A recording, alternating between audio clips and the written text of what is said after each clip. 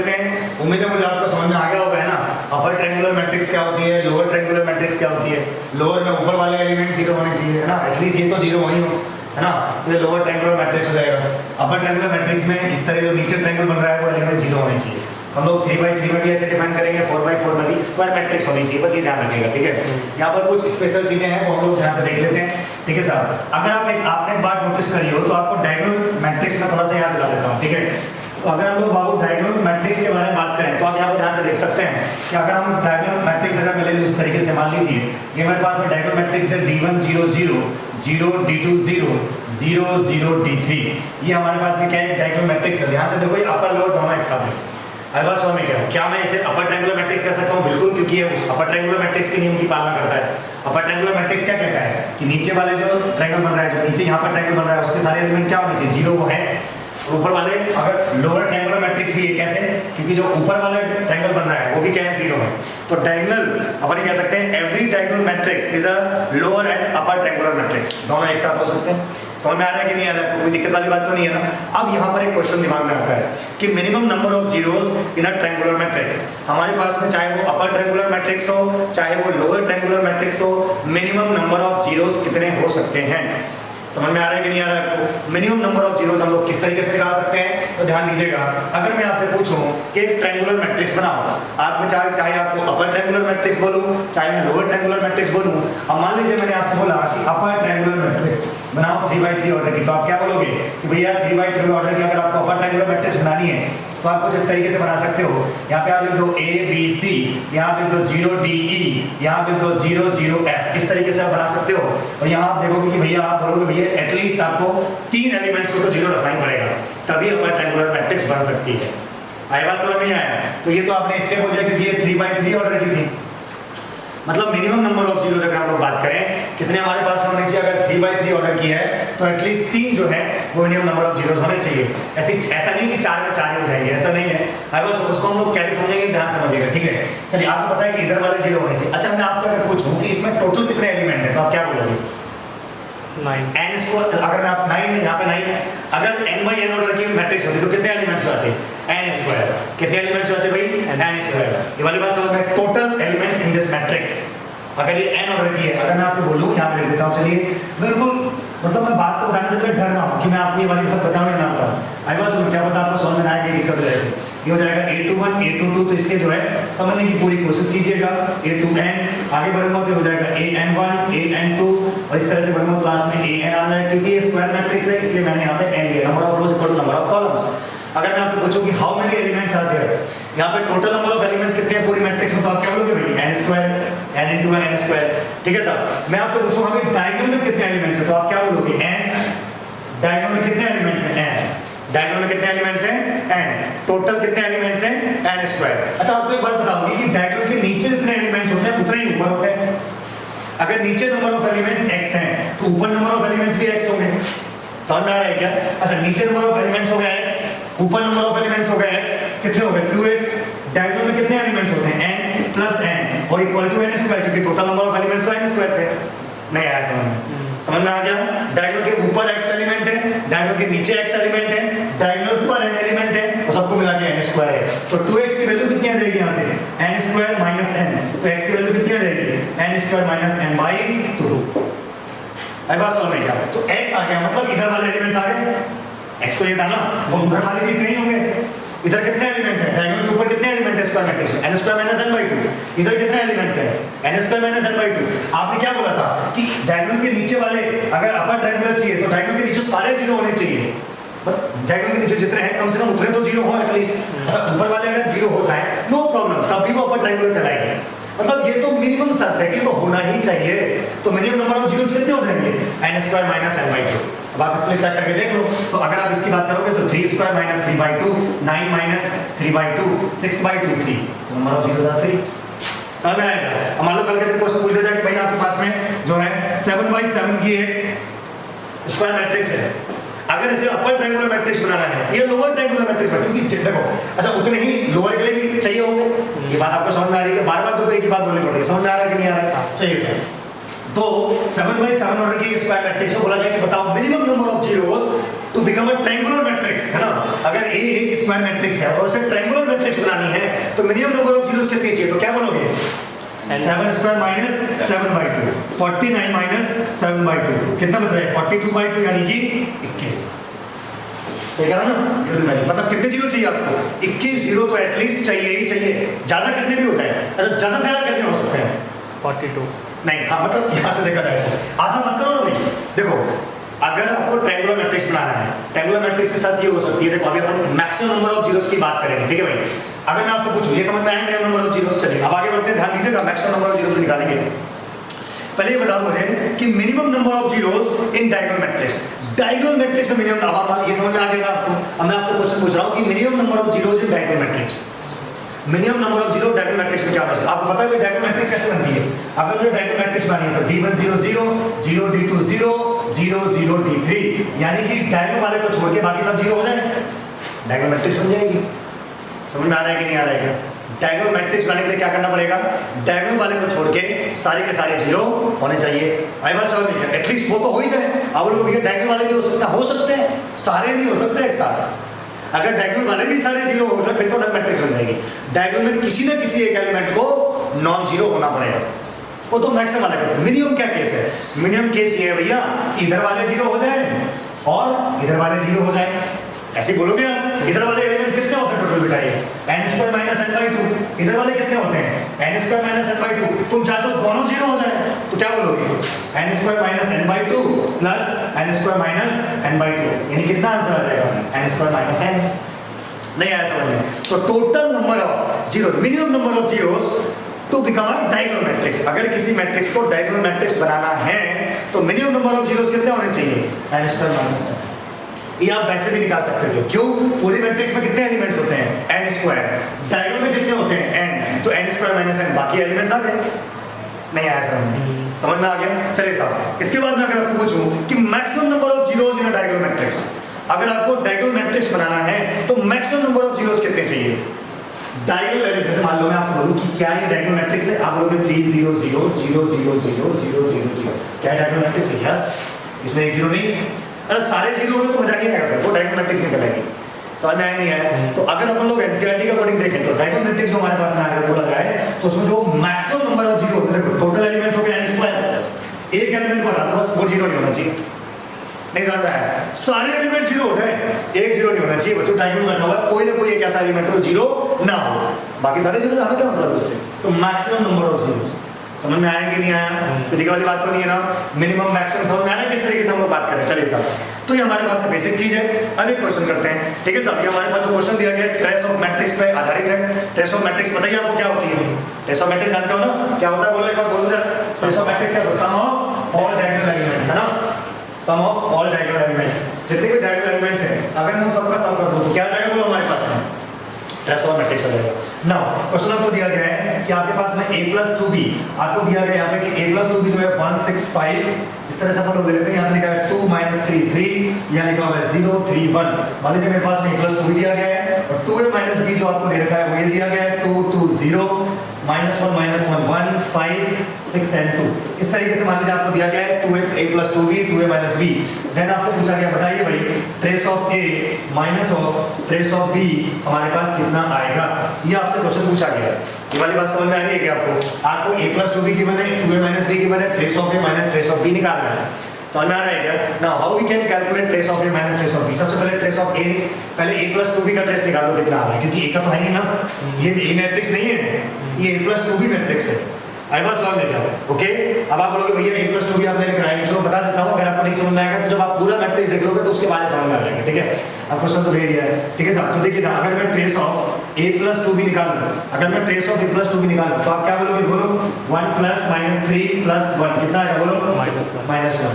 अगर मैं निकालूं यहाँ से ट्रेस ऑफ कितना आएगा? बोलो मेरे पास में 2a - b, तो कितना आएगा? बोलो भाई दिस इज, इसकी वैल्यू बोलो 2 + -1 + 2 कितना आ जाएगा आपके पास 3। तो आपके पास में एक आ गया -1 और कितना आ गया आपके पास में 3।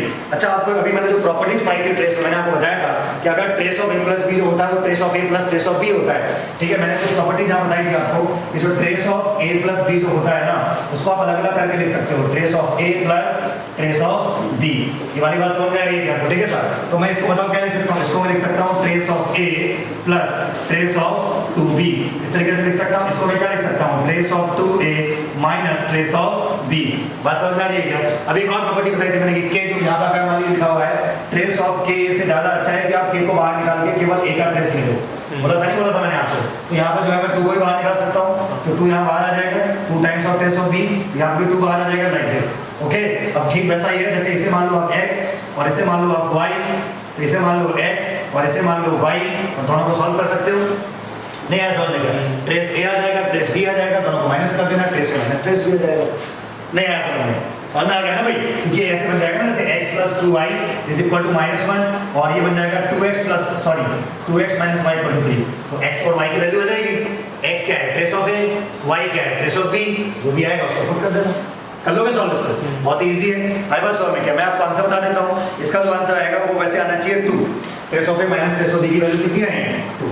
चेक कर लीजिएगा, वैसे 2 आएगा, नहीं आएगा तो भी दोबारा चेक करने की कोशिश करना, आंसर आ जाएगा। ठीक है साहब, तो हमारे पास बेसिक चीज हो गई। उम्मीद करता हूँ आपको ये वाली बात समझ में आ गई होगी।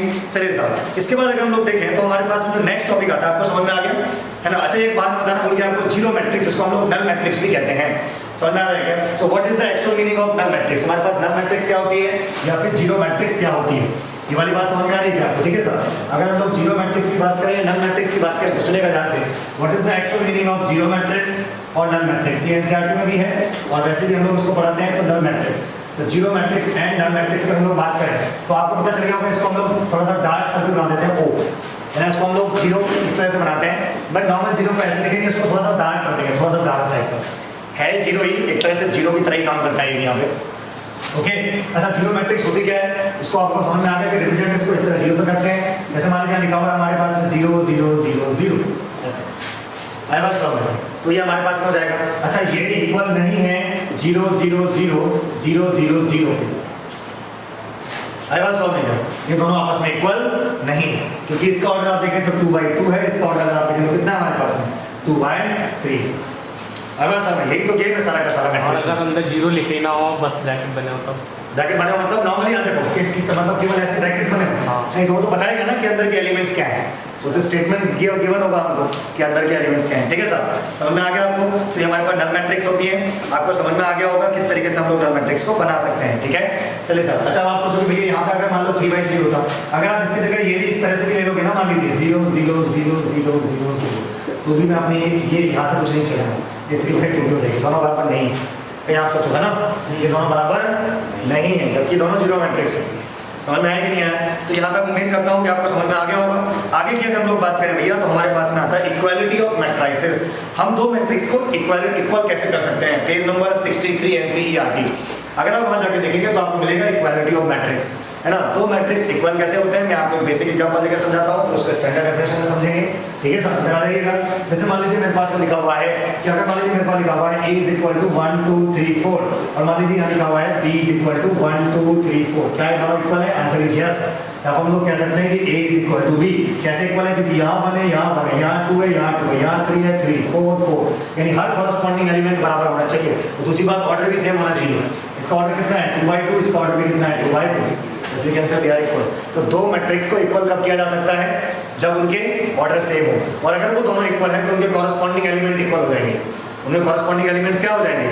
इक्वल हो जाएंगे। बात समझ में आ रही है क्या? फॉर एग्जांपल मैं आपसे क्वेश्चन पूछूं कि मान लीजिए लिखा हुआ है a b c d, है बात समझ में? और यहाँ लिखा हुआ मान लीजिए 2 3 4 5, अगर दोनों इक्वल है तो बताओ a की वैल्यू कितनी हो जाएगी? 2, a की वैल्यू हो जाएगी 2, b की वैल्यू हो जाएगी 3, c की 4, d की 5। दोनों का ऑर्डर सेम है, so that we can say they are equal. Okay, तो एनसीईआरटी वालों ने बहुत ही अच्छी सी लाइन लिखी हुई है कि the two matrices A and B are said to be equal if they are of the same order. दोनों का ऑर्डर क्या होना चाहिए? सेम होना चाहिए, और हर एलिमेंट सेम होना चाहिए दोनों का। ये वाली बात समझ में आ रही है क्या? तो दिक्कत वाली बात तो नहीं है ना? ऐसे इसमें क्वेश्चन दिए गए हैं, आप उनको इसको सॉल्व कर सकते हैं। जैसे मान लीजिए मैं एक एग्जांपल देता हूँ एनसीईआरटी का। यहाँ पर उन्होंने कहा है कि भैया यहाँ पर लिखा है x + 3 - 6 b माइनस 3 यानी क्या z plus 4 a minus 1 minus 21 यानी क्या 2y minus 7 0 and 0 and this is equal to what? This is 0 minus 6, this is 2b plus 4, 6 minus 3, this is minus 21, 3y minus 2, this is 2c plus 2 and this is 0 and they are saying that find the value of abc x y z निकाल सकते हैं हम लोग। यहाँ देखो x plus 3 किसके equal हो जाएगा 0 के, तो x plus 3 इक्वल टू 0, तो we can say x equal to minus 3। पता है ना इसका पहला रो का पहला एलिमेंट पहला रो पहला कॉलम का एलिमेंट इस वाले मैट्रिक्स के पहले रो पहले कॉलम का एलिमेंट जो मैट्रिक्स के एलिमेंट के बराबर होना चाहिए, ठीक है। इसका ऑर्डर भी 3/3 है, इसका ऑर्डर भी 3/3, ये जरूर चेक कर लेंगे, ठीक है। ऑर्डर सेम है, इक्वलाइज किया जा सकता है, वैसे भी उन्होंने दिया है तो इक्वल होंगे, ठीक है साहब। x की वैल्यू -3 आ गई है, z की वैल्यू आप निकाल लोगे 2 आ जाएगी and so on. I was solving एक बढ़िया सवाल आपको दिखाता हूँ, क्या सवाल है हमारे पास में, ये समझ में आ गया होगा। एक बढ़िया सवाल यहाँ से कर लेते हैं, ठीक है साहब। अगर हमारे पास दो मैट्रिक्स इक्वल हैं तो कैसे किया जा सकता है, बढ़िया सवाल देखिएगा ध्यान से। आपके पास में यहाँ दिया गया है साहब कि x minus y 2x minus y 2x plus z 3z plus w, okay. और यहाँ लिखा हुआ है -1 5 0 and last one is 13। I was solving, ठीक है साहब। ये इस तरीके से दिया गया, हमको बोला जाए कि बताओ x y z की वैल्यू निकालो। क्या करोगे सबसे पहले x minus y equal to -1 2x plus z equal to 5 2x minus y is equal to 0 and last 3z plus w equal to 13। Solve कर सकते हो आप यहाँ से, इन दोनों को सॉल्व करके x y बता दोगे, इन दोनों से x y आ जाएगा, x आ गया z आ जाएगा, z आ जाएगा, w आ जाएगा। डायरेक्ट अगर देखें तो बाय ऑब्जर्वेशन x की वैल्यू 1 आएगी, y की वैल्यू 2 आएगी, z की वैल्यू 3 आएगी, w की वैल्यू 4 आएगी। देखते हुए हो जाए। आई वाज सॉल्विंग क्या, अगर आपसे बोला जाए कि कैसे पता चला जरूर इंडक्शन हुआ, आई वाज सॉल्विंग क्या राइट आंसर। लेकिन आप पहले सॉल्व करोगे थोड़ा समय लगेगा आपको करने में, ठीक है सर। अगर आप चेक करके देखें x माइनस वाई माइनस 2 है ना, 1 माइनस 2 माइनस सेटिस्फाई करेगा। आई वाज सॉल्विंग क्या, तो x की वैल्यू आएगी 1, z की वैल्यू y की वैल्यू 2 3 4, ओके। सॉल्व करके भी निकाल सकते हो, प्योर बेसिक है, तो ये हमारे पास बेसिक चीज रहेगी, ठीक है सर। नेक्स्ट ऐसे इसमें कई एग्जांपल्स आपके पास दे रखे हैं, तो डायरेक्ट आप इसको सॉल्व कर सकते हो, ठीक है। और अब आप जो है एक्सरसाइज 3.1 को पूरा सॉल्व कर सकते हो, ठीक है। 5th क्वेश्चन तक मैंने करा दिया था आपको, 6th क्वेश्चन भी ऐसा ही है, इक्वलाइज करना है, वैल्यूज आ जाएंगी, ठीक है। 6th question is pure basic, अगर आपसे नहीं बन रहा है तो आप मुझे व्हाट्सएप कर दीजिएगा, मैं आपको सोल्यूशन देके बताऊंगा कैसे करना है। Question number 7, question number 8 is pure basic, question number 8 simple सा है, 4 ऑप्शन दे रखे हैं कि अगर a बराबर a इज, बताओ स्क्वायर मैट्रिक्स कब होगी, तो स्क्वायर मैट्रिक्स कब होती है जब m बराबर n हो। अगर number of rose number of columns के इक्वल नहीं होंगी तो वो स्क्वायर मैट्रिक्स नहीं हो सकती, तो बराबर होने चाहिए, ठीक है साहब। और अगर मैट्रिक्स इक्वल है तो आप सॉल्व कर सकते हो, क्या कंडीशन बनेगी।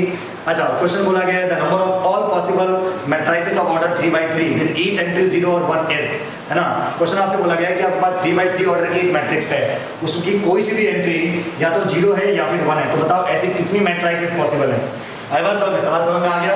मतलब मैं आपसे कह रहा हूँ कि मेरे पास में एक 3/3 ऑर्डर की एक मैट्रिक्स है, 3/3 ऑर्डर की मैट्रिक्स है, तो आप जानते हो 1 2 3 4 5 6 7 8 9 कितने एलिमेंट्स होंगे।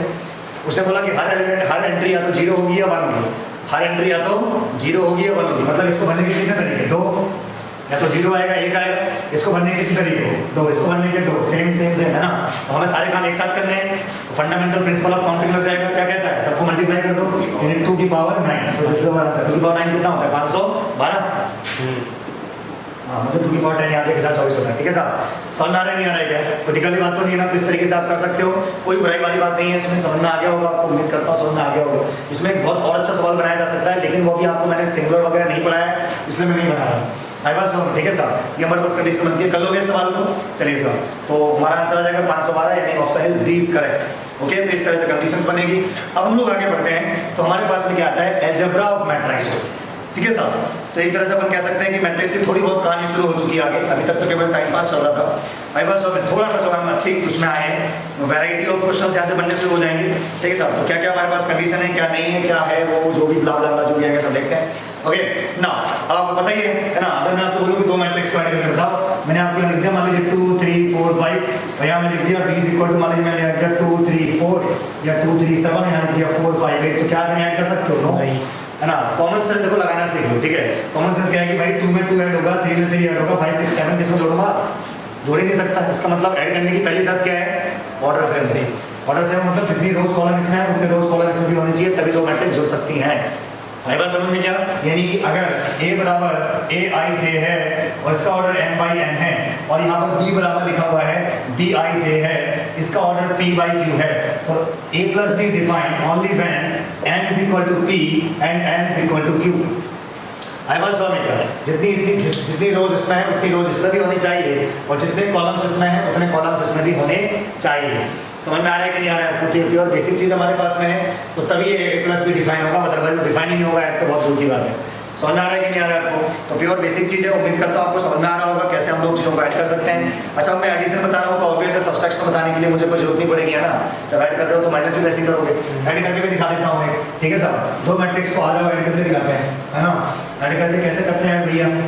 देखो हमारे क्योंकि व्यूअर्स सारे हैं ना भाई, हमारी चैनल को सभी देखते हैं, है ना? नॉर्मल आदमी भी देखता है, अच्छा व्यक्ति भी देखता है, ठीक है साहब? तो बी की वैल्यू मान लीजिए लिखा हुआ है 7 8 9 10, ओके नाउ तो a प्लस बी अगर मैं आपसे पूछूं कि a प्लस बी की वैल्यू कितनी है तो आप क्या बोलोगे? 8 7 तो 1 8 है ना, कॉरस्पॉन्डिंग एलिमेंट जोड़ रहे हैं, ओके 8 तो कितना हो जाएगा? 10 3 9 12 हो जाएगा, 4 10 40 हो जाएगा। अब तो सभी को समझ में आ गया होगा, आई बात समझ में गया? अभी समझ में नहीं आया तो मैं कुछ नहीं कर सकता, ठीक है साहब? a प्लस बी आ गया, मैं आपको बोलूं हां भी चलिए b माइनस से बताइए कितना आएगा, बोलो साहब b माइनस से, b में से को माइनस कर दो, 7 में से गया 6, 8 में से 2 गया 6, 9 में से 3 गया 6, 10 में 4 गया 6। आई बात स्वभाव, आई बात समझ गए, ठीक है सर? यहाँ से 6 बार आ सकता है, वो हम सीखेंगे अभी। समझ में आ रहा है कि नहीं आ रहा है? ठीक है, कोई दिक्कत की बात तो नहीं है ना? तो मेरे हिसाब से आपको एडिशन करना भी आ गया और सब्सट्रैक्शन करना भी आ गया। अब मैं आपको सिखाता हूँ कुछ प्रॉपर्टीज, ठीक है? एडिशन प्रॉपर्टी जो होती है बेटा वो कॉम्पिटेटिव होती है। कैसी होती है? कॉम्पिटेटिव लॉ को फॉलो करती है। कॉम्पिटेटिव लॉ क्या कहता है कि a में b जोड़ो या b में a जोड़ो, बाहर एक ही है, a plus b equal to b plus a। जैसे नॉर्मल अलजेब्रा होता है 2 plus 3 equal to 3 plus 2 equal to 5, होता है नहीं होता है? ऐसा यहाँ पे भी काम करेगा। तो यहाँ पे मैट्रिक्स जो है वो नॉर्मल अलजेब्रा की तरह काम कर रही है। है बात समझ में क्या? तो मैट्रिक्स का जो एडिशन होता है वो नॉर्मल होता है, बट इतना ध्यान रखना कि ऑर्डर सेम होना चाहिए, डिफाइन होना चाहिए एडिशन, तभी ये प्रॉपर्टी काम करेगी। समझ में आ रहा है कि नहीं आ रहा है? तो a plus b equal to b plus a, this is what? Competitive law या कॉम्पिटेटिव प्रॉपर्टी। तो पहली प्रॉपर्टी समझ में आ गई कॉम्पिटेटिव। दूसरी क्या चीज होती है भाई? दूसरी होती है एसोसिएटिविटी। एसोसिएटिविटी किसे कहते हैं कि अगर मैं मान लीजिए a में b प्लस c को जोड़ूं, यानी मैं पहले a को b से जोड़ूं फिर c को जोड़ूं, या फिर पहले मैं b को c को जोड़ दूं फिर a को जोड़ूं, बाद a है। समझ में आ रहा है क्या? मैं a में b जोड़ूं फिर c को जोड़ूं, या फिर पहले मैं b में c को जोड़ूं फिर a को जोड़ूं, बात एक ही होती है। ये वाली बात समझ में आ रही है क्या? तो किसी प्रकार की यहाँ तक मेरे हिसाब से आपको कोई दिक्कत नहीं है, कर सकते हैं आप ऐसे क्वेश्चंस। चलिए साहब, तो एसोसिएटिविटी होती है। नाउ इसके बाद हमारे पास में आता है कैंसिलेशन इज पॉसिबल। आई बात समझ में? कैंसिलेशन हमारे पास में क्या होता है कि अगर मान लीजिए यहाँ लिखा हुआ है a प्लस बी और यहाँ लिखा है मान लीजिए a प्लस सी, तो आप a से a को उठा सकते हैं, कोई दिक्कत नहीं है, b इक्वल टू सी रहेगा।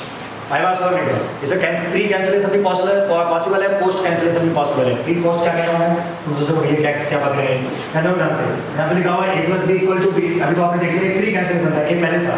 अगर यहाँ पे ऐसे भी लिखा होता ना b plus A equal to C plus A, तो a से कट जाएगा, पोस्ट कैंसिलेशन बाद में लिखा है ना। आई बात प्री पोस्ट है ना, ये सब तो आपको नॉर्मल बात है। मैं इसलिए बता रहा हूँ कि कोई तुम कोई किताब पढ़ो फिर उसमें देखो फिर तुम बोलोगे ऐसा है वैसा है, तो आई बात समझ में आ रहा है क्या? कैंसिलेशन पॉसिबल है, आप मैट्रिक्स उठाए उठा सकते हो, कोई दिक्कत नहीं है। आई बात समझ, ठीक है सर? नेक्स्ट हमारे पास में जीरो आता है। नेक्स्ट क्या होता है हमारे पास में? अगर मान लीजिए लिखा हुआ है कि अगर मान लीजिए a प्लस बी जीरो है, अगर दो मैट्रिक्स का सम जीरो है, then we can say a and b are known as additive inverse to each other. तो दोनों क्या होते हैं? एक दूसरे के एडिटिव इनवर्स होते हैं। जैसे मैं आपसे पूछूं कि 2 का एडिटिव इनवर्स क्या है, तो आप बोलोगे -2, क्योंकि दोनों को जोड़ के 0 आएगा। नॉर्मल अलजेब्रा की बात करूं तो, नॉर्मल नंबर्स की अगर मैं बात करूं तो, है ना, 2 का एडिटिव इनवर्स -2 होता है। समझ में आ रहा है कि नहीं आ रहा है? क्योंकि दोनों को जोड़ के 0 आता है। समझ में आ रहा है कि नहीं आ रहा है? तो यहाँ पर अगर मैं पूछूं कि a का एडिटिव इनवर्स b होता है या b का एडिटिव इनवर्स a है, लेकिन कब? जब दोनों का सम 0 आता है। और यहाँ पे 0 का मतलब नल मैट्रिक्स है। समझ में आ रहा है? नहीं आ रही है? 0 नॉर्मल 0 नहीं है, ये अपने आप में मैट्रिक्स है। जितने ऑर्डर किए दोनों होंगी उतने ही ऑर्डर किए बनेगी। अगर ये भी 2 ऑर्डर किए, ये भी 2 ऑर्डर किए, तो ये भी 2 ऑर्डर की बनेगी। ऑब्वियस है 0 0 0 0 4 0 आ जाएंगे, समझाएंगे। समझ में आ रहा है कि नहीं आ रहा है? कोई दिक्कत वाली बात यहाँ तक है क्या? चलिए साहब, जोड़ना घटाना आता है सबको, करके दिखाऊं? समझ गए? समझ के आया ना? नेक्स्ट आ जाओ, स्केलर मल्टीप्लिकेशन। हाँ भाई, अब आप बोलोगे भाई साहब ये क्या चीज़ है ना? स्केलर से कैसे मल्टीप्लाई करें किसी मैट्रिक्स को?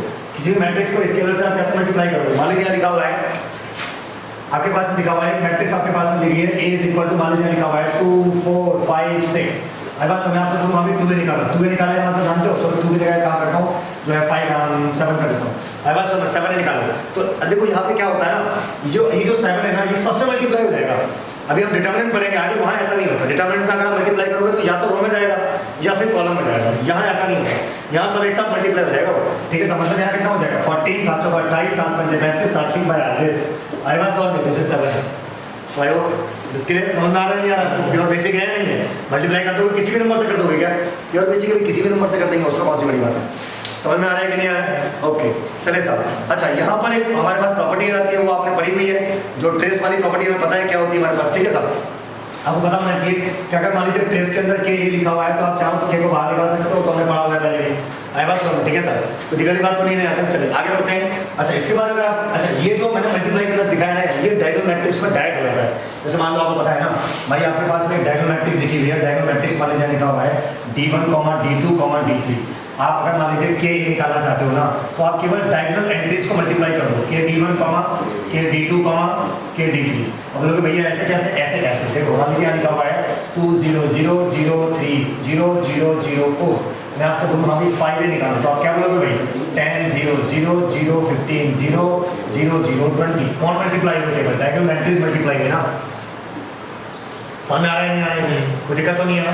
ट्रेस वाला क्या समझ में आ गया, क्योंकि मल्टीप्लाई किया इसलिए मैं दोबारा आपको याद दिला दिया।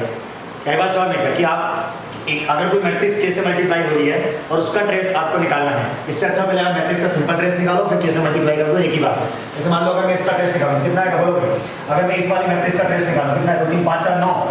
अब मैं, अच्छा मैं आपको पूछूं कि इसका बताओ, इसका ट्रेस कितना है, ट्रेस ऑफ 5 है, तो आप क्या, बच्चा क्या करेगा भाई, पहले एक को 5 से मल्टीप्लाई करेगा फिर ट्रेस निकालेगा। नो, इसकी कोई जरूरत नहीं है। आप क्या करो, पहले सिंपल ट्रेस निकालो, कितना हो जाएगा 2 3 5 4 9। तो आपका सिंपल ट्रेस आया 9, उसको डायरेक्ट 5 से मल्टीप्लाई कर दो, आंसर इज 45। यहाँ से निकालोगे देखो 45 आएगा। समझ आ रही है, तो वेरीफाई हो गया रिजल्ट हमारा, कोई दिक्कत नहीं है। तो आई थिंक आपको समझ में आ गया होगा कि स्केलर मल्टीप्लिकेशन कैसे होता है, ठीक है साहब, कैसे हम किसी भी मैट्रिक्स को स्केलर से मल्टीप्लाई कर सकते हैं। चलिए थैंक यू सो मच। चलिए साहब ध्यान से देखिएगा, तो हमारे पास क्या आता है, तो मैंने आपको जो सिंपल प्रॉपर्टीज थी वो बता दी थी। हमारे पास में एडिशन क्या होता है, एसोसिएटिव प्रॉपर्टी क्या होती है, एडिटिव इनवर्स क्या होता है, वगैरह वगैरह वगैरह। आई बात समझ में, ठीक है साहब। यहाँ पर एक और शब्द लिखा हुआ है एनसीईआरटी में, तो हमारे पास में क्या है, नेगेटिव ऑफ अ मैट्रिक्स। हमारे पास क्या है भैया, नेगेटिव ऑफ अ मैट्रिक्स। अब नेगेटिव ऑफ मैट्रिक्स का मतलब क्या हो, -1 से मल्टीप्लाई करना। आई बात समझ, जैसे ए अगर कोई मैट्रिक्स है तो उसका नेगेटिव मैट्रिक्स क्या होगा, -a। अगर ए कोई मैट्रिक्स है तो उसका नेगेटिव मैट्रिक्स क्या हो जाएगा, -a हो जाएगा, ठीक है साहब। समझ में आ रहा है नहीं आ रहा है आपको, कोई दिक्कत वाली बात तो नहीं है ना। इसके अलावा मल्टीप्लिकेशन मैंने आपको सिखा दिया है, ठीक है साहब। इसके बाद अगर हम लोग देखें तो हमारे पास कुछ और प्रॉपर्टीज भी हैं, उनको भी आप थोड़ा समझ लीजिए, ठीक है साहब। क्या हमारे पास क्या कंडीशन होती है, देखिए इसमें डाल दो, क्या समझ में आ रहा है, अरे क्लास क्या पढ़ी है ना, मिटा दूंगा। देखो जाकर आ जाओ, अगर हम लोग यहाँ पे ध्यान से देखें, ओके देखो मान लीजिए बाबू यहाँ पे लिखा हुआ है कि a प्लस बी है ना, उसको कैसे मल्टीप्लाई किया गया है, तो आप इससे अच्छा क्या करो, ऐसा आप कर सकते हो, कोई बुरा नहीं मानेगा। आई बात समझ गया, यानी दो मैट्रिक्स को पहले जोड़ो फिर कैसे मल्टीप्लाई करो, या फिर पहले से ही a को कैसे मल्टीप्लाई कर लो, b को कैसे मल्टीप्लाई करो, फिर जोड़ो, एक ही बात आएगी। सिंपल तो है ना, कोई ज़्यादा बड़ी बात नहीं है। एनसीईआरटी में इसलिए बता रहा हूँ आपको। अगर मान लीजिए यहाँ पे लिखा हुआ है k प्लस l, मतलब दो हमारे पास नंबर है, तो आप इसको ऐसे भी कर सकते हो कि भैया एक काम कर दो, आप इसको ऐसे लिख लो, k प्लस l का मतलब आपके पास में आ जाएगा ka प्लस l। हमारे पास कोई दिक्कत की बात नहीं है। समझ में आ रहा है नहीं आ रहा है, समझ आगे ना।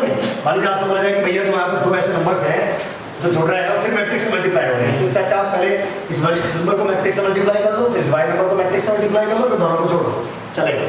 समझ में आ रहा है कि नहीं आ रहा, कोई दिक्कत तो नहीं है ना। यहाँ पर प्योर बेसिक चीजें हैं बाबू यहाँ पे। चलिए सर, अब मैं आपसे एक नॉर्मल सी बात पूछूं, क्या भैया मैं एनसीईआरटी का क्वेश्चन आपको देता हूँ, भैया मैं आपको पूछूं कि मान लीजिए ए यहाँ दिया गया है 1 2 3 2 3 1 है ना, और बी आपको दिया गया भैया 3 -1 3 -1 0 2। बताओ भाई साहब 2a - b कितना आएगा, एनसीईआरटी का क्वेश्चन है, 2a - b निकालो। तो पहली बात तो जो आंसर आएगा वो भी उतनी ऑर्डर का होगा, फर्क तो पड़ेगा।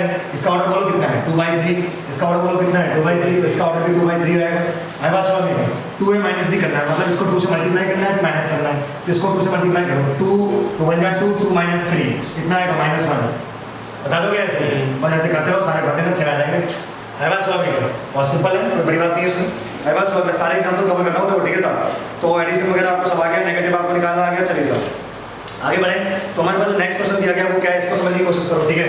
इसके बाद अगर हम लोग देखें तो मेरे पास में दिया गया है a = 8 4 3 0 -2 and then 6 and b भी है, ये आपको दिया गया यहाँ पे 2 4 -5 -2 and 2 is 1, यहाँ पे 2 and 1 ये दिया गया आपको इस तरीके से। क्वेश्चन आपको बोला गया है कि then find the matrix x matrix बताओ क्या होगा, such that 2a + 3x = 5b। आई बात समझ, x मैट्रिक्स निकालना एक तरीका तो है, तो यहाँ पे 2a निकालो फिर 5b निकालो फिर सॉल्व, इस तरह से कर सकते हैं, बच्चे करते ही हैं नॉर्मल तरीके से। एक तरीका ये होता है कि आप डायरेक्ट लिख दो 3x = 5b - 2a, तो हमारे पास x की वैल्यू कितनी हो जाएगी, 5/3b -2/3a। तो पहले b को 5/3 से मल्टीप्लाई करो, 5/3 भी आ जाएगा, a को 2/3 से मल्टीप्लाई करो, 2/3 आ जाएगा, दोनों माइनस कर देना, x आ जाएगा। नहीं आया समझ में, करके बताना, समझ में आ गया, आ गया समझ, आ गया समझ में। दोबारा बोल देता हूँ b, अच्छा वापस करके देख लेना वीडियो को, ठीक है साहब। समझ में आया नहीं आया, तो दिक्कत की बात फिर नहीं आता, तो ये हमारे पास बेसिक चीज है। अच्छा इन्होंने भी ऐसी करा दी एनसीईआरटी वाला ने, है ना। चलिए साहब, कई स्कूल में दूसरे तरीके से कराया जाता है, गलत नहीं है, सब सही है। समझ में आ रहा है नहीं आ रहा है, ठीक है सर। चलिए कुछ चीजें आपको इसमें नई चीज सीखने को मिलेगी, ये मेरी गारंटी है। आई बात सॉल्व, ठीक है साहब, ओके। एनसीईआरटी सॉल्यूशन करवाने से ज्यादा अच्छा कुछ नई चीज सिखाई जाए। कई बच्चों ने कमेंट किया था कि भैया आप एनसीईआरटी सॉल्यूशन के साथ कुछ नया भी बताया तो अपन बता रहे हैं ना, इतना नया बताऊंगा कि आप भी बोलोगे। हाँ देखो सर, यहाँ पे क्या लिखा हुआ है, यहाँ पे लिखा हुआ है x plus y is equal to, यहाँ पे लिखा हुआ है 5209, ओके। और दूसरा आपको दे रखा है and x minus y is equal to 360 minus 1, sorry आई बात करो जल्दी 360 माइनस 1। क्वेश्चन बोला क्या, बताओ x plus x and y क्या होगा। प्योर बेसिक है, क्या करोगे भाई, पहले एक बार इन दोनों को जोड़ दो। तो x प्लस वाई में अगर मैं जोड़ दूं x माइनस वाई, तो यहाँ जोड़ दोगे तुम कितना हो जाएगा 5209 प्लस ऑफ क्या कर दोगे यहाँ पे 360 माइनस 1, निकाल दोगे आंसर। तो x प्लस वाई करोगे तो क्या हो जाएगा, y से y कट जाएगा, 2x आ जाएगा आपके पास, क्या आ जाएगा 2x। जो भी यहाँ पे आंसर आएगा क्या आएगा बोलो 8808, वाओ आई वाज सॉरी कितना आ गया 2x। तो x की वैल्यू क्या आएगी बोलो 4404, क्योंकि इनडायरेक्टली 2x अगर ये है तो x की वैल्यू 1/2 हो जाएगी, मतलब 1/2 से सबको मल्टीप्लाई करना पड़ेगा। ये बताया था ना कैसे मल्टीप्लाई कैसे करते हैं, मेरे समझ में आ रहा है क्या? चलिए साहब, तो प्योर बेसिक चीज है भाई, ओके। अच्छा तो मान लो हमें, अच्छा ये तो हो गया, नेक्स्ट अच्छा इसमें एक और चीज निकाली है, y निकालनी है। मैं नेक्स्ट एग्जांपल देख लग गया था, y कैसे निकालोगे बोलो भाई, माइनस करो दोनों को।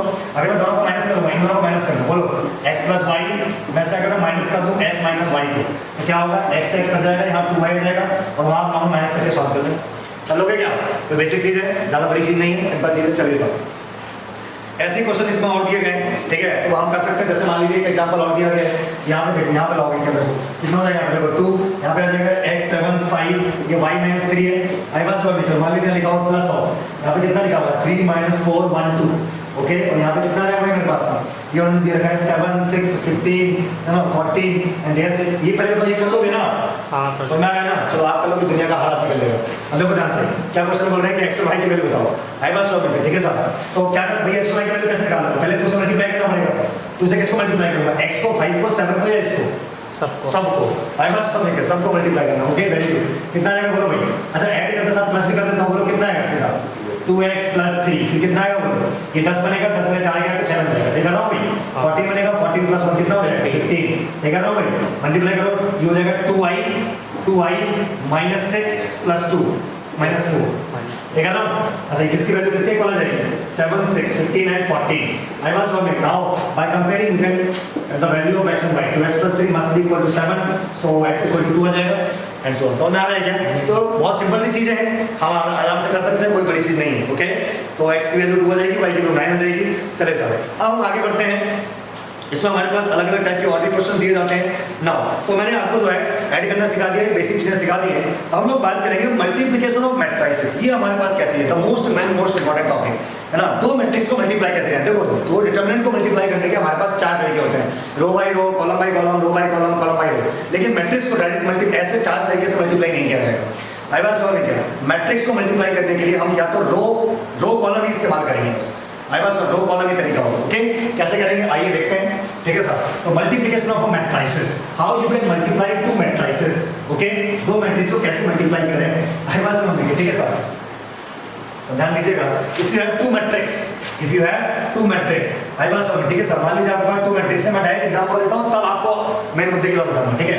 मान लीजिए लिखा हुआ है 1 2 3 4 5 6 7 8 9। आई बात समझ। अच्छा एक और बात बताएं, तो मल्टीप्लिकेशन डिफाइन क्या होता है। आई बात समझ, अगर मान लीजिए मेरे पास एक मैट्रिक्स है aij, आई बात समझ, अगर मान लीजिए मेरे पास एक मैट्रिक्स है aij, इसका ऑर्डर बोलो कितना है m/n। एक दूसरी मैट्रिक्स है क्या बोलो bij, इसका ऑर्डर कितना है बोलो भाई p/q। इसका ऑर्डर कितना है m/n, इसका ऑर्डर कितना है p/q। Matrix is possible only when n equal to p। जितने इसमें कॉलम्स हैं उतने इसमें रोज होने चाहिए, तभी मैट्रिक्स पॉसिबल होता है। ये क्यों होता है, जब हम मल्टीप्लाई करते हैं तब हम देखते हैं कि अगर ऐसा नहीं हुआ तो मल्टीप्लिकेशन ही नहीं होगा, इसलिए पॉसिबल होता है, ठीक है साहब। तो अपन कह सकते हैं n इक्वल टू क्या हो जाना चाहिए साहब, p हो जाना चाहिए। यानी अगर जितने इसमें कॉलम्स हैं उतने इसमें रोज होने चाहिए, तभी मल्टीप्लाई होता है। आप बोलोगे भैया मल्टीप्लाई करके जो मैट्रिक्स बनेगी उसका ऑर्डर क्या होगा, तो बोलोगे बच्चे मैं छाप दो, तो ab अगर कितना है बोलो हमारे पास में एक नई मैट्रिक्स बनेगी, उसमें cij कर रहा हूं, उसका ऑर्डर कितना है बोलो m/q। इससे कॉलम रहेंगे, इसकी रो बन जाएगी, जो नए रिजल्टेंट मैट्रिक्स आएगी। समझ में आ रहा है कि नहीं आ रहा है? तो ए बी डिफाइन है, अगर ए बी डिफाइन है तो इस तरीके से निकालेंगे। समझ में आ रहा है क्या? तो डिफाइन कब होगा, समझ में आ रहा है क्या होगा, इसमें जितनी कॉलम्स है उतने उसमें रोज होने चाहिए। समझ में आ रहा है क्या? इसके ऊपर मेरे पास एक बहुत बढ़िया सवाल है आपकी बुक का, भाई बात ठीक है सर, आपकी किताब का मेरे पास में बहुत बढ़िया सवाल है। तो एक्सरसाइज 3.2 में है मेरे ख्याल से, यस बिल्कुल है। आई बात समझ में क्या? मेरे पास है क्वेश्चन नंबर 21 22 एक्सरसाइज 3.2 का। आई बात समझ में क्या? तो मैं बता देता हूँ कैसे करेंगे उसको। आपको समझ में आ गया? क्या बोलते हैं, multiplication is possible only when number of columns of first matrix must be equal to number of rows of the second matrix. Okay, चलिए आगे बढ़ रहा हूँ मैं। अभी मैं मल्टीप्लाई नहीं करना सिखा रहा हूँ आपको, पहले इस तरह देख लेते हैं, ठीक है सर। क्वेश्चन दिया गया है, अगर आपके पास में एक x एक मैट्रिक्स है जिसका ऑर्डर 2/n है, y एक मैट्रिक्स है जिसका ऑर्डर 3/k है, ओके, z एक मैट्रिक्स है जिसका ऑर्डर 2/p है, ओके, मैं p स्मॉल लिख रहा हूँ यहाँ पे, ओके, w एक मैट्रिक्स है जिसका ऑर्डर n/3 है, ओके, एंड p एक मैट्रिक्स है जिसका ऑर्डर p/k है ना, p स्मॉल है यहाँ पे, ओके। अब क्वेश्चन में क्या बोला गया, पहला क्वेश्चन आपको दिया गया है, the restriction on n and k and p so that this is defined। Question दिया गया अगर py plus wy will be defined r, अगर ये डिफाइंड है, ओके, अगर ये डिफाइंड है तो बताओ इन चारों में से कौन सा सही है। If this is defined then which one is correct. Question option दे रखा है k equal to 3, p is equal to n, this is small p, okay। Second option भी है k is arbitrary, arbitrary के बारे में मैंने आपको बहुत बताया हुआ है ना, arbitrary जानते हो ना, कोई भी नंबर हो जाए ना, समझ में आ रहा है क्या? arbitrary क्या होता है, कांस्टेंट और वेरिएबल के बीच का हिस्सा, समझ में आ रहा है क्या? ओके, जो ना तो पूरी तरीके से कांस्टेंट होता है ना ही पूरी तरीके से। अच्छा, यहाँ पे कह रहे हैं कि p is arbitrary ना, कोई भी आप जो है वैल्यू ले लीजिए और k की वैल्यू जो है वो 3 हो जाए और d हमारे पास में क्या आ जाएगा, k is equal to 2 and p is equal to 3।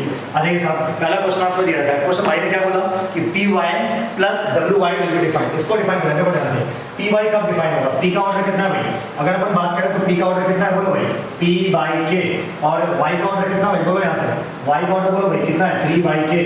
py is possible only when k is equal to 3। समझ में आ रहा है क्या?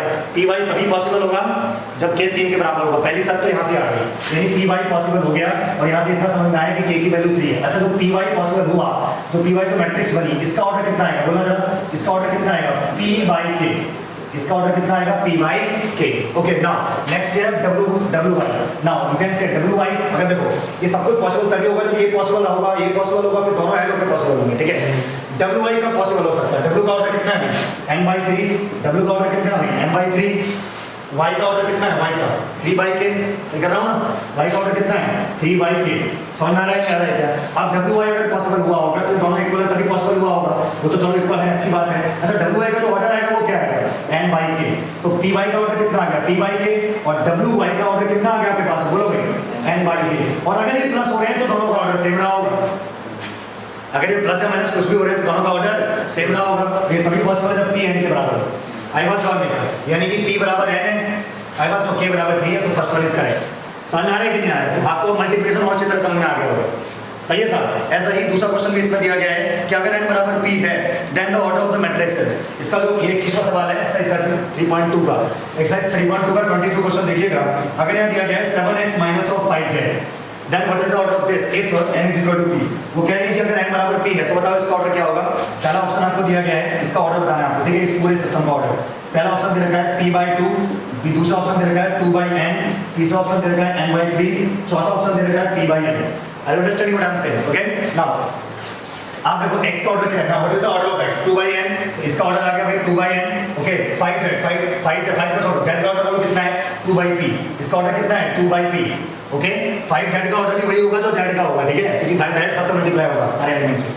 नाउ अगर ये दोनों माइनस हो रहे हैं, इसके तभी पॉसिबल है, अगर ये दोनों माइनस हो रहे हैं तो ये तभी पॉसिबल है जब हमारे पास क्या है n/n बराबर, सॉरी सब कुछ इक्वल होना चाहिए।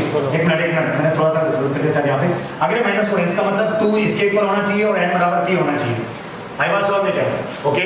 तो ये हमारे पास कंडीशन बन जाएगी। तो आप देख लो हमारे पास जो रिजल्टेंट ऑर्डर आएगा वो क्या आएगा हमारे पास में, जो रिजल्टेंट ऑर्डर आएगा वो 2/n का भी हो सकता है, वो 2/p का भी हो सकता है। आई बात समझ में, ये हमारे पास ऑर्डर्स बनेंगे क्योंकि या तो इसका ऑर्डर आएगा तो क्या आएगा 2/n इसमें, सही। आई बात समझ, p/2 नहीं होगा, समझ में आ रहा है कि नहीं आ रहा है, वो दिक्कत तो नहीं है ना भाई, जो ऑर्डर इसका है वो ऑर्डर इसका भी होना चाहिए, जो आंसर आएगा वो भी उसका भी वही ऑर्डर रहेगा, नहीं आया समझ, कोई दिक्कत तो नहीं आता। तो ये हमारे पास बेसिक चीज है, उम्मीद करता हूँ कि वाली बात समझ में आ गई होगी। मल्टीप्लिकेशन में थोड़ा सा जो है समझना पड़ेगा। लास्ट टाइम बोल रहा हूँ कि अगर a से b मल्टीप्लाई हो रहा है और इसका ऑर्डर मान लीजिए n/n है, इसका ऑर्डर मान लीजिए n/p है, तो तभी सॉरी मैंने क्या लिख दिया, इसका ऑर्डर मान लीजिए p/q है, तो तभी संभव होगा जब n बराबर p हो, सबसे इंपॉर्टेंट चीज, ठीक है। चलिए थैंक यू सो मच। चलिए साहब, तो अगर हम लोग आगे की बात करें तो हम लोगों ने मल्टीप्लिकेशन सीख लिया है। प्रीवियस वीडियो में हमने देखा था कि दो मैट्रिक्स को अगर आपको मल्टीप्लाई करना है तो वो तभी संभव होगा भैया। मैं दोबारा से एक बार आपको बता देता हूँ, बहुत अच्छी चीज़ है, बहुत काम की चीज़ है। अगर इसका ऑर्डर m बाई n है, इसका ऑर्डर n बाई इसका ऑर्डर p बाई q मान लेते हैं, तो अगर ab डिफाइन है, if ab is defined then n should be equal to p, n को p के बराबर होना ही पड़ेगा अगर ये डिफाइन होना है। तो समझ में आ रहा है कि नहीं आ रहा है आपको? समझ में आ गई अच्छी बात। अच्छा मैंने मल्टीप्लाई करके नहीं दिखाया इधर आपको ना, चलिए मल्टीप्लाई कैसे करते हैं ये देखिए, समझ में आ गया। अच्छा तो ए जो नई मैट्रिक्स बनेगी आपके पास, उसका ऑर्डर क्या होगा, इसकी रोज हो जाएंगी और इसके यहाँ से कॉलम्स हो जाएंगे, तो इसका ऑर्डर हो जाएगा m बाई q। ओके चलिए अब मैं आपको मल्टीप्लाई करके सिखाता हूँ कैसे मल्टीप्लाई करना है। ओके मान लीजिए भैया अगर हमारे पास में लिखा हुआ है ए एक मैट्रिक्स है, वो हमारे पास में दे रखा है भैया ए, चलो मैं आपको नंबर से या चलो मैं ऐसे लिख देता हूँ a11 a12 a13 a21 a22 a23 a31, यहाँ पे कितना आ जाएगा a32 a33 आ गया। चलिए साहब अगर हम बात करें b के बारे में, मान लीजिए मेरे पास में b मैट्रिक्स यहाँ दी गई है, b11 b12 b13, यहाँ पे कितना आ जाएगा b21 b22 b23, okay c21 sorry flow में देखो है ना b31 b32 b33, समझ में आ गया होगा आपको? ठीक है साहब मान लीजिए मैंने दो मैट्रिक्स ले ली, सबसे पहला काम हम ऑर्डर चेक करेंगे, इसका ऑर्डर है 3/3, इसका ऑर्डर है 3/3, यस। क्या मल्टीप्लिकेशन पॉसिबल है? यहाँ बोला मान लो देखो सेम है, यस मल्टीप्लिकेशन पॉसिबल है। ओके ना जो तुम्हारा आंसर आएगा मल्टीप्लाई करके उसमें भी 3 रो 3 कॉलम होंगे, उसमें भी 3 रो और 3 कॉलम होंगे, दिख रहा है आपको? तो मैं बना देता हूँ, जब मैं a को b से मल्टीप्लाई करूँगा तो अच्छा यहाँ पे a भी डिफाइन है b भी डिफाइन है, देखो अभी हम चेक करेंगे उसके बारे में, अपन बात करेंगे उसके बारे में। फिलहाल आप ध्यान दीजिए, कुल मिला के मेरे पास जो एक मैट्रिक्स बनेगी वो 3/3 की बनेगी। आई बात समझ में? 1 2 3 4 5 6 7 8 9। ओके कैसे मल्टीप्लाई करोगे? मान लो जो नई मैट्रिक्स आई है उसे मैं कह रहा हूँ C, A B is also a matrix, वो मान लेते हैं सी। तो यहाँ पे जो एलिमेंट आएगा उसमें क्या बोलूँगा C11, क्या बोलूँगा मैं C11। अगर जो यहाँ पे एलिमेंट लिखा है वो C11 कहलाएगा क्योंकि इस मैट्रिक्स का, ये क्या कहलाएगा C12, ये कहलाएगा C13 है ना, बाकी नाम थोड़ा समझ लेंगे। अच्छा अब आप सोचो यहाँ पे देखो C11 का मतलब क्या है, C11 कैसे लाओगे? पहले वाले की रो और दूसरे वाले का कॉलम C11, पहले वाले की रो दूसरे वाले का कॉलम C12, पहले वाले की रो और दूसरे वाले का कॉलम कौन सा वाला? Third column. पहले वाले पहले की पहली रो दूसरा कॉलम, पहली रो पहला कॉलम, पहली रो तीसरा कॉलम, नहीं आया समझ में? निकाल दोगे, लेकिन मल्टीप्लाई कॉरस्पॉन्डिंग करना है। जैसे मान लो अगर मुझे C11 निकालना हो, मतलब पहली रो पहली वाले की पहली रो C1 है ना, 1 है ना इससे पहली रो, और दूसरे वाले का पहला कॉलम, क्योंकि 1 कितना है बोलो A11 B11 plus A12 B21 plus A13 B31, नहीं आया समझ में? तो दिक्कत है, कर लोगे प्योर बेसिक है। ऐसी मान लो अगर मैं आपसे बोलूं कि भैया यहाँ पे आएगा C21 C22 C23, अगर मान लीजिए C23 निकालना है, मान लो मुझे ये वाला एलिमेंट पता करना है कितना आएगा, तो क्या करोगे बोलो? पहले वाले की दूसरी रो, दूसरे वाले का तीसरा कॉलम, पहले वाले की दूसरी रो, दूसरे वाले का तीसरा कॉलम, इनको मल्टीप्लाई कर दूंगा, कितना आएगा बोला जरा एक बार? A21 B13 plus A22 B23 plus A23 B33, बात खत्म। नहीं आया प्योर बेसिक है, कर लोगे ऐसे? तो जब आप रिजल्टेंट ये बनाओगे, रिजल्टेंट मैट्रिक्स बनाओगे, जो ए बी जो मल्टीप्लाई करके जो मैट्रिक्स आएगी उसमें अगर जो एलिमेंट्स है समझ में आ रहा है उसको पता कैसे करते हैं। अगर मैं आपको बोलूं कि चलो भाई सी यहाँ लिख रहा हूँ C32 निकाल के बताओ, C32 कैसे निकालोगे? पहले वाले की तीसरी रो और दूसरे वाले की दूसरा कॉलम, तो कैसे मल्टीप्लाई करना समझ में आया? ऐसे होता है। अगर ये भी समझ में नहीं आया तो छोड़ो इसे, ऐसे बोली मारो। इधर आ जाओ, आपको एग्जाम्पल ही देकर समझा देता हूँ। क्या करना है, एक दिमाग बिठा लो, बढ़ना रो वाइज आगे है। कैसे आगे बढ़ना है? रो वाइज आगे बढ़ना है। लिख देता हूँ, रो वाइज ही आगे बढ़े। आई बात समझ में? क्या अगर मान लो कहानी समझ में नहीं आई तो प्योर बेसिक कैसे करोगे? आपके पास क्या देगा? मान लीजिए 1 2 3 4 5 6, कैलकुलेशन ज़्यादा हो जाएगी कोई बात नहीं, 7 8 9। आई बात समझ में गया? और ये 3/3 की मैट्रिक्स है ना, मैं दूसरी मैट्रिक्स ले रहा हूँ यहाँ पे, बी यहाँ लिख देता हूँ अलग से।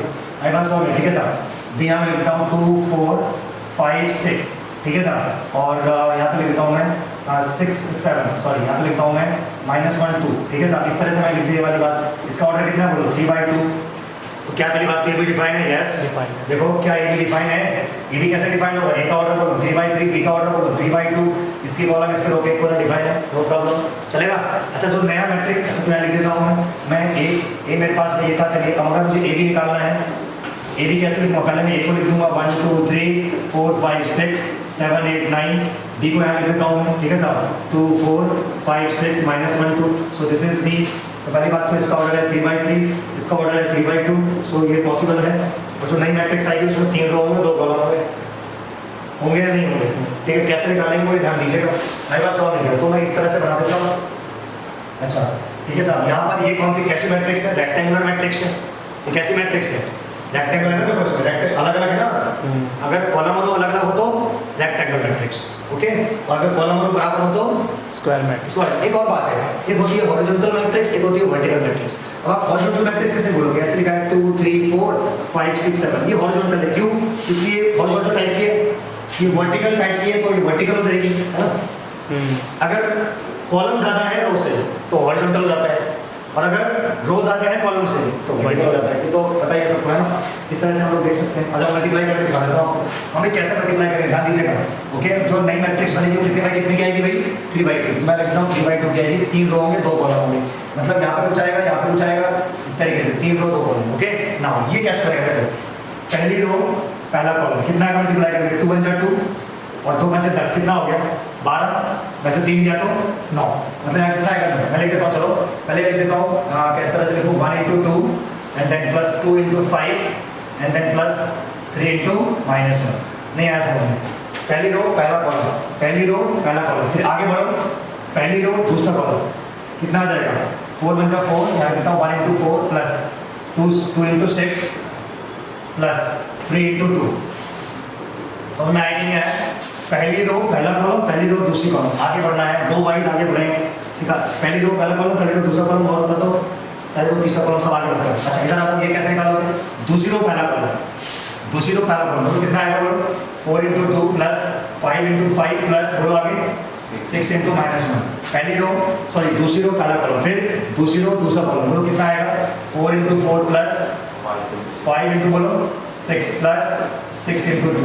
अब आप यहाँ से खुद सोचो कि अगर यहाँ पे ना 3 कॉलम है ना, तो उतनी इसमें रो होनी चाहिए तभी तो मल्टीप्लाई हो पा रहा है। अगर ऐसा नहीं होता तो अब समझ में आ रहा है मल्टीप्लिकेशन क्यों नहीं होता पॉसिबल? अगर मान लो यहाँ पे 3 कॉलम है भाई, 1 कॉलम 2 कॉलम 3 कॉलम, तो यहाँ पे 3 रो ही होनी चाहिए तभी मल्टीप्लिकेशन पॉसिबल होता है।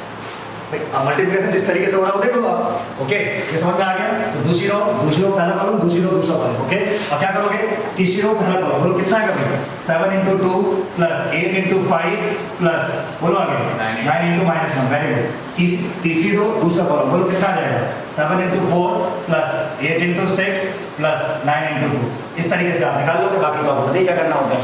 प्योर बेसिक चीज़ है, तो क्या आप मल्टीप्लाई कर सकते हो मैट्रिक्स को आसानी से, है ना? ध्यान रखिएगा, पहली रो पहला कॉलम, पहली रो दूसरा कॉलम, आगे बढ़ते रहो, है ना? वरना इस तरीके एक और तरीका मैंने पीछे बता दिया था, अगर भूल जाओ तो कैसे करोगे, सही है? बाकी धीरे धीरे प्रैक्टिस करोगे तो चीज़ें आएंगी, समझ में आएंगे नहीं आए? प्रैक्टिस करने का मैन परफेक्ट, है ना? ध्यान रखिएगा, अभ्यास बहुत ज़्यादा जरूरी होता है, ठीक है? तभी आप चीज़ों को कर पाएंगे, अगर तभी अच्छी बनेगी जो अभ्यास करोगे, ठीक है साहब? तो ये हमारा मल्टीप्लिकेशन हो गया, और मुझे उम्मीद है कि आपको मल्टीप्लिकेशन समझ में आ गया होगा, ओके, कोई दिक्कत नहीं है इसमें। आगे बढ़ते हैं। नाउ सबसे इजीएस्ट जो मल्टीप्लिकेशन होता है वो होता है डायगोनल मैट्रिक्स का। किसका मल्टीप्लिकेशन पॉसिबल होता है इजीएस्ट? डायगोनल मैट्रिक्स का। बोलो भैया कैसे? आ जाओ साहब, मान लो मैंने यहाँ लिखा हुआ है डायगोनल मैट्रिक्स के अंदर, मैं डायगोनल मैट्रिक्स को ऐसे कर सकता हूँ 2 4 6 कर सकता हूँ, नहीं कर सकता हूँ? और एक दूसरी भी हमारे पास डायगोनल मैट्रिक्स है, उसको मैं लिखता हूँ -1 3 and 5। I was this is also a diagonal matrix, okay. Multiply करना बहुत ही आसान है, इसका आंसर आएगा, अगर देखो पहली बात तो ये भी 3/3 की ऑर्डर की मैट्रिक्स होगी, याद है ना? इसका बड़ा फॉर्म कैसे बनेगा? ए वास्तव में क्या चीज़ है? ए वास्तव में ये है, क्या है? 2 0 0 0 4 0 0 0 6। आई वाज बी क्या चीज़ है? बोलो बी क्या चीज़ थी आपके पास? बोलो वहाँ से -1 0 0 0 3 0 0 0 5। ये वाली बात समझ में आ रही है क्या? ये भी थी। अगर मैं ए बी डिफाइन करना चाहता हूँ, मतलब मैं किसको किससे मल्टीप्लाई करना चाहता हूँ, वो यहाँ लिख देता हूँ। चलो एक बार 2 0 0 0 4 0 0 0 6, इसकी मल्टीप्लाई मुझे किससे करनी है? बोलो साहब। तो -1 0 0 0 3 0 0 0 5, इसकी मल्टीप्लाई करना है मुझे, इससे मल्टीप्लाई करो। पहली बात तो पॉसिबल है मल्टीप्लिकेशन, गैस। तो सबसे पहला काम ये चेक करना भैया आपका, ठीक है? तो बताओ ये भी कितना आएगा? बोलो पहली रो पहला कॉलम, -2 आएगा यहाँ पे, नहीं आया समझ में आपको? पहली रो पहला कॉलम ये यही आएगा। पहली रो दूसरा कॉलम 0 0 0, पहली रो तीसरा column 0 0 0। I was solving, okay. ऐसी दूसरी रो पहला कॉलम 0, दूसरी रो दूसरा कॉलम 12, दूसरी रो तीसरा कॉलम जीरो। समझ में आ रहा है क्या आपको? तीसरी रो पहला कॉलम जीरो, तीसरी रो दूसरा कॉलम जीरो। पता है कैसे कर रहा हूँ मैं? ओके, तीसरा रो तीसरी कॉलम कितना आ जाएगा? 30। तो क्या मैं इसी चीज को ऐसे लिख सकता हूँ ना, डायगोनल मैट्रिक्स ऑफ -2 12 13 नहीं लिख सकता हूँ ऐसे? इससे अच्छा मैं इतना बकवास कर दिया, डायरेक्ट मल्टीप्लाई कर देता है यहाँ पे। -2 4 3 4 0 12 6 7 30 easiest multiplication of to matrices है ना। दुनिया में जितनी भी मैट्रिसेस हैं, समझ लो आप, उसमें सबसे इजीएस्ट मल्टीप्लिकेशन होता है वो किसका होता है? डायगोनल मैट्रिसेस का होता है। आपके सामने रिजल्ट लिखा हुआ है तो आप कर सकते हैं। ऐसे भी क्वेश्चन पूछा जा सकता है कि बताइए भाई a स्क्वायर b कितना होगा। मान लीजिए बोला गया आपसे a स्क्वायर मतलब पहले a को a से मल्टीप्लाई करो, फिर b से मल्टीप्लाई करो। समझ लो बात को? देखो मल्टीप्लिकेशन पॉसिबल भी हो जाएगा, ये ध्यान रखना है। तो हमें आ रहा है नहीं आ रहा पॉसिबल होगा? तो a स्क्वायर इंटू b करने का मतलब कितना आएगा आंसर? बोलो डायगोनल कितना आएगा? बोलो 2 इंटू 2 इंटू -1 आएगा नहीं आएगा ऐसे? अरे नहीं समझ में आ रहा है क्या? हाँ, आ गया भैया। देखो दो मल्टीप्लाई करना पड़ेगा, फिर कम आगे बोलो 4 इंटू 4 इंटू 3। समझ में आ रहा है क्या? फिर क्या आएगा बोलो 6 इंटू 6 इंटू 5। अरे a स्क्वायर ना भाई, दो है। समझ में आ रहा है कि नहीं आ रहा है? ऐसे किसी भी दिया जा सकता है। तो डायगोनल मैट्रिक्स में डायरेक्ट मल्टीप्लिकेशन आना चाहिए, क्योंकि अगर मालूम है आपको ज़्यादा कर दिया हो तो दिक्कत हो जाती है। अब मैं आपको सिखाता हूँ नेक्स्ट तरीका, हमारे पास और क्या क्या चीज़ है। ठीक है, तो आपने मल्टीप्लिकेशन सीख लिया है और उम्मीद करता हूँ आपको समझ में आ गया होगा। नहीं समझ में आया है तो भी आपको आना चाहिए। ठीक है, आगे बढ़ते हैं थोड़ा सा। हमारे पास जो प्रॉपर्टीज़ हैं एक बार हमको समझने की कोशिश करते हैं, क्या क्या प्रॉपर्टीज़ हैं, क्या है क्या नहीं। ठीक है साहब, तो सबसे पहले अगर बच्चों हम लोग देखें तो हमारे पास में क्या आता है कि अगर मान लीजिए आपके पास यहाँ लिखा हुआ है एसोसिएटिव लॉ, कम्यूटेटिव लॉ, ये जो हमने पीछे प्रूफ किए थे उनको यहाँ समझने की कोशिश करते हैं। ठीक है, पहली बात तो ये है कि ए बी बी ए के बराबर है, इसकी कोई गारंटी नहीं है, चाहे ऑर्डर सेम हो या ऑर्डर सेम ना हो, इससे कोई मतलब नहीं। ठीक है, समझ में आया कि नहीं आया? हो सकता है कि ए बी डिफाइन हो, बी ए डिफाइन ही ना हो। मान लो अगर मैंने आपसे बोला कि ए का ऑर्डर है 3/2 और जो बी का ऑर्डर है कितना, मैंने बोला मान लीजिए 2/4। आए बात और ए बी डिफाइन है तो आप बोलोगे yes a B is define, और जो आंसर आएगा हमारे पास में जो ए बी का जो ऑर्डर आएगा वो कितना आएगा? बोलो 3/4। समझ में आ रहा है कि नहीं आ रहा है? दूसरी बात मैं आपसे पूछूं क्या बी ए डिफाइन है, तो आप बोलोगे भैया बी का ऑर्डर है 2/4, ए का ऑर्डर है 3/2, ये दोनों सेम नहीं है, नॉट पॉसिबल। अब आप मैं आपसे पूछता हूँ कि ऐसा कुछ बताओ जिसको दोनों एक साथ डिफाइन हो जाए। ऐसा कब होगा जब दोनों एक साथ डिफाइन होगा? तो मैं कह रहा हूँ कि ऐसा तब होगा जब ऑर्डर रिवर्स हो गए। अगर मान लीजिए ए का ऑर्डर हमारे पास में 3/2 है और बी का ऑर्डर मेरे पास में 2/3 है, तो ए बी भी डिफाइन होगा, बी ए भी डिफाइन होगा। चेक करके देखो, ये ए रहा ये बी रहा, इसका ऑर्डर कितना आएगा 3/2, इसका ऑर्डर कितना आएगा 2/3, ये दोनों कॉमन आ जाएंगे तो ए बी डिफाइन है। अगर मुझे बी ए डिफाइन करना है तो बी ए कैसे डिफाइन होगा? जब 2/3 3/2, ध्यान से देखो बी ए डिफाइन है। तभी भी हो सकता समझ आ रहा है? है, तभी भी हो सकते हैं जब दोनों मैट्रिक्स के जो ऑर्डर है वो सेम हो, मतलब हाँ फिर तो हो ही जाएगा ना, फिर तो पॉसिबल ही है। होता है स्पेशल केस हो गया, स्क्वायर मैट्रिक्स तो हमेशा पॉसिबल ही होता है। मतलब अगर ये एक ऑर्डर ये अगर 3/3 की स्क्वायर मैट्रिक्स है और अगर बी भी 3/3 की स्क्वायर मैट्रिक्स है ना, तो वो तो आप ए से बी को मल्टीप्लाई करो, बी से को मल्टीप्लाई करो, समझ बात हो गया, डिफाइन होगा। अच्छा इसमें एक और बात है, दोनों सेम आएंगे इसकी कोई गारंटी नहीं है। इसको मत सोचना कि तुम ए को बी से मल्टीप्लाई करोगे तो वही आएगा जो बी से, बिल्कुल नहीं आएगा। इन जनरल नहीं आता, आ जाए बाई चांस तो बात अलग है। समझ में आ रहा है क्या? जनरली नॉर्मली ऐसा होता नहीं है। ठीक है, तो आप ये पहले बात ध्यान से रखो, अगर ए का ऑर्डर 3/2 है तो बी का ऑर्डर 2/3 हो गया। अगर ए बी बी ए को एक साथ डिफाइन करना है, समझ में आ रहा है कि नहीं आ रहा है? कोई दिक्कत तो नहीं है ना? चले सर, तो क्या मैंने अभी आपको कहा कि अगर ए का ऑर्डर n/n है तो बताओ बी का ऑर्डर क्या होगा? जल्दी बोलो n/n। अब आई ना काम की बात, अगर ए का ऑर्डर m/n है तो बी का ऑर्डर क्या हो जाएगा? n/n हो जाएगा। तो दोनों डिफाइन होंगे, कौन कौन? ए बी भी डिफाइन होगा और बी ए भी डिफाइन होगा, वरना बी ए डिफाइन हो जरूरी नहीं है। हो सकता है ए बी डिफाइन हो सकता है बी ए डिफाइन हो, लेकिन अगर दोनों को एक साथ डिफाइन करना है तो उनका ऑर्डर रिवर्स होना चाहिए। एक का ऑर्डर n/n तो दूसरे का ऑर्डर क्या होना चाहिए? n/n होना चाहिए। ये वाली बात समझ में आ गई क्या? ओके नाउ अगर ए b and b a both exist, अगर ए बी और बी ए दोनों एग्जिस्ट करती हैं तो अपन ही कह सकते हैं but it is not necessary that both has to be square matrix. इसकी कोई गारंटी नहीं है कि वो दोनों स्क्वायर मैट्रिक्स। देखो यहाँ पे दोनों स्क्वायर मैट्रिक्स नहीं है। आई बात सुनो, ए बी भी एग्जिस्ट करता है, यहाँ पे ए बी भी एग्जिस्ट करेगा और बी ए भी एग्जिस्ट करेगा, दोनों स्क्वायर मैट्रिक्स नहीं है। समझ में आ रहा है क्या? जैसे आपने अभी बिल्कुल ऐसा एग्जांपल दिया कि स्क्वायर मैट्रिक्स होंगे तो ए बी भी डिफाइन हो जाएगा। आई बात समझ में क्या? वो भी सेम ऑर्डर की, ऐसा नहीं कि एक का ऑर्डर 3/3 है दूसरे का 5/5 है, फिर तो डिफाइन कुछ भी नहीं होगा। समझ में आ रहा है कि नहीं आ रहा है? कोई दिक्कत वाली बात तो नहीं है ना? तो अगर ए बी और बी ए को डिफाइन होना है तो क्या दोनों का स्क्वायर मैट्रिक्स होना जरूरी है?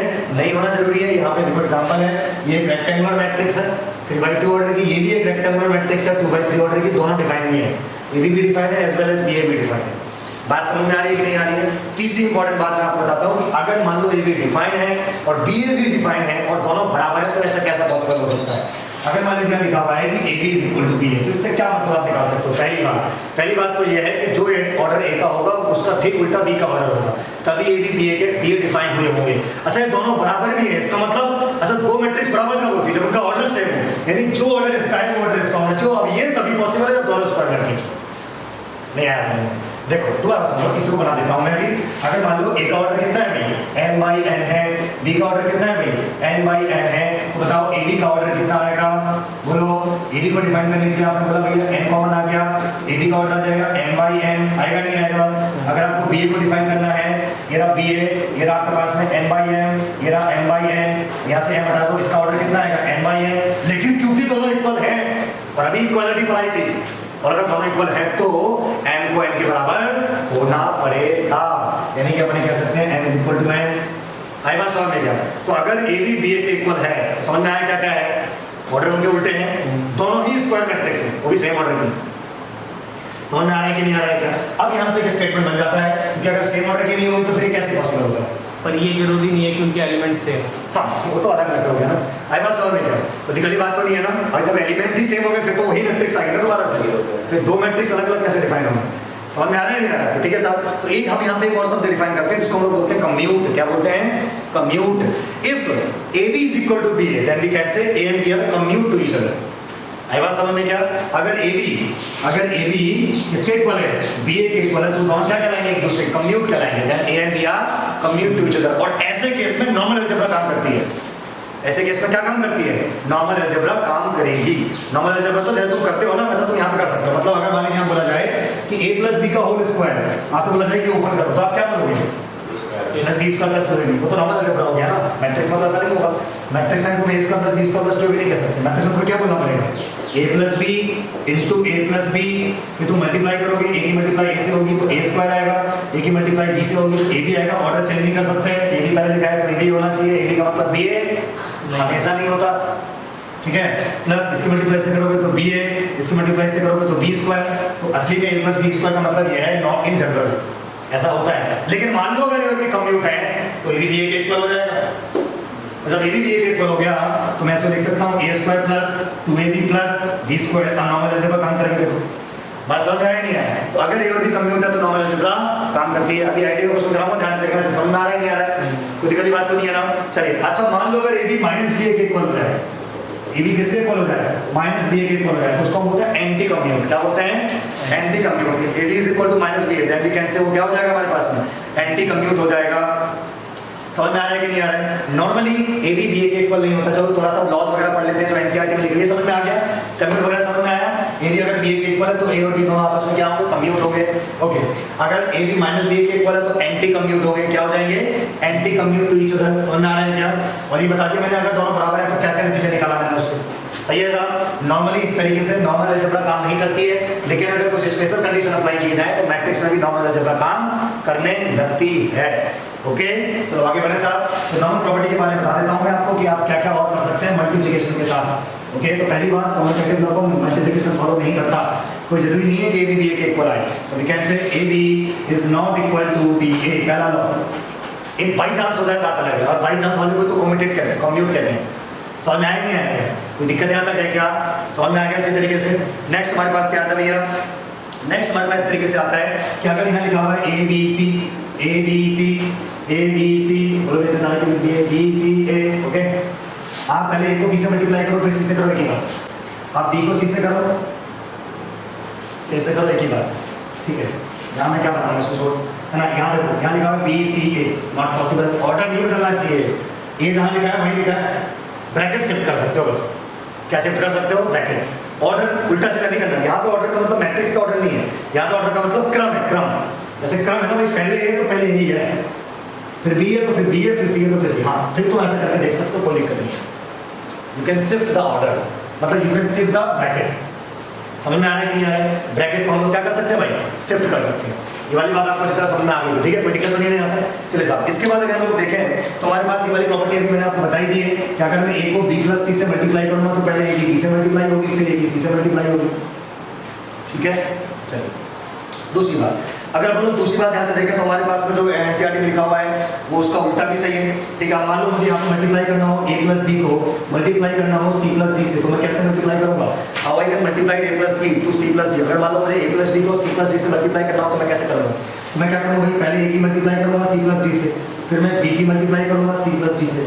आई वाज फिर मैं ऐसे क्या कर दूंगा ac प्लस ad इस वाले नियम से, नहीं ऐसा होगा, और प्लस यहाँ क्या कर दूंगा फिर bc प्लस bd। ये वाली बात समझ में आ गई क्या? इस तरीके से मल्टीप्लिकेशन किया जा सकता है, ठीक है साहब। इसको हम लोग डिस्ट्रीब्यूटिव प्रॉपर्टी बोलते हैं। क्या बोलते हैं? डिस्ट्रीब्यूटिव लॉ या डिस्ट्रीब्यूटिव प्रॉपर्टी। समझ में आ रहा है क्या? एनसीईआरटी में है, आप देख सकते हैं पेज नंबर 76 मिल जाएंगे आपको। हो सकता है कुछ चीजें ना मिले, आई बात समझ, ठीक है साहब। तो आपको समझ में आ रहा होगा कि किस तरह से हमारे पास कंडीशन बनती है। ओके, तुम्हारे पास डिस्ट्रीब्यूटिव प्रॉपर्टी आ गया। एसोसिएटिविटी मैंने समझा दिया आपको कि you can shift the brackets. आप क्या कह सकते हो? ब्रैकेट को शिफ्ट कर सकते हो, ठीक है साहब। और अगर हम लोग आगे की बात करें, इसके बाद हमारे पास जो नेक्स्ट पॉइंट आता है साहब, उसमें हम लोग ये कह सकते हैं कि मान लीजिए ये अपन कह सकते हैं कि अगर मान लीजिए लिखा हो भैया कि AB is equal to AC, तो आप ऐसे सुनसान नहीं उड़ा सकते इसको। I was it is not possible, it does not implies कि आप बोलो कि जो है B और C आपस में इक्वल रहेंगे, इसकी कोई गारंटी नहीं है। आई वाज सॉल्व नहीं किया, ऐसे आप A को डायरेक्ट वहां से नहीं उड़ा सकते। Cancellation law, pre cancellation law हो चाहे पोस्ट कैंसिलेशन लॉ, ये पहले लिखा हो बाद में लिखा हो, पॉसिबल नहीं होता। ऐसे सूसा नहीं उड़ाया जा सकता। समझ में आ रहा है कि नहीं आ रहा है इधर? कोई दिक्कत तो नहीं है ना? हाँ, ये पॉसिबल हो जाता है अगर ये नॉट से बता दो, उसके बाद हम बाद में करेंगे, अभी नहीं। तो डिटरमिनेंट पढ़ लेंगे तब बताऊंगा कैसा होगा। समझ में आया कि नहीं आया आपको? कोई दिक्कत तो नहीं है ना? चले sir.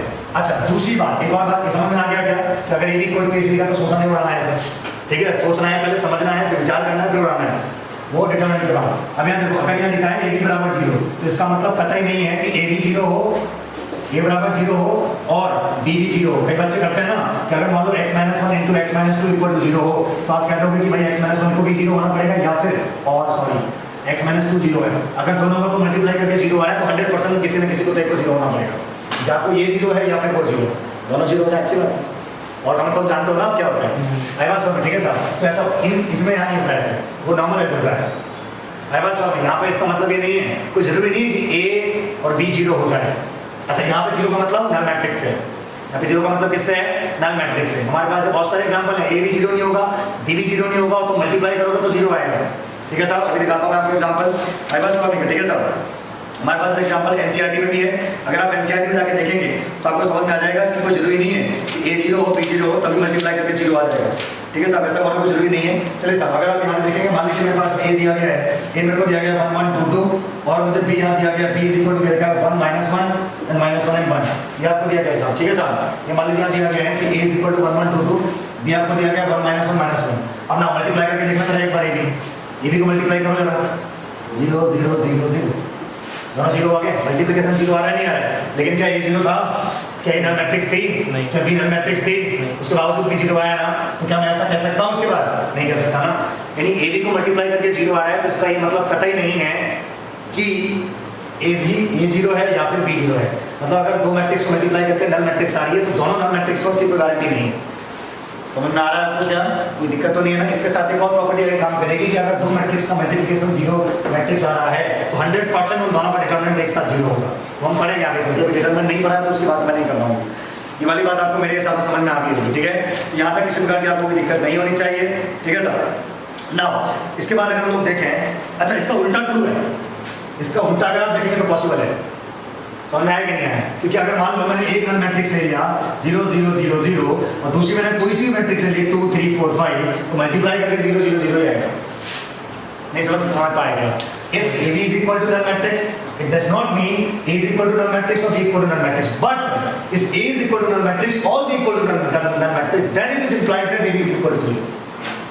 If vice versa is true, इसका रिवर्स ट्रू है। अगर ये है तो ये है, लेकिन ये है तो इसकी कोई गारंटी नहीं है। गारंटी भी क्या होता ही नहीं है सर। समझ में आए कि नहीं आया? कोई दिक्कत तो नहीं आता? तो ये हमारे पास में कंडीशंस बनती है। उम्मीद करता हूँ आपको समझ में आ गया होगा, किसी को कोई दिक्कत नहीं है। समझ में आया कि नहीं आया? चलिए मैं आपको एक और चीज़ सिखा देता हूँ, ठीक है? बेसिक चीज़ है, ठीक है सर। एक और चीज़, चलो बाद में इसकी बात करते हैं। Thank you so much.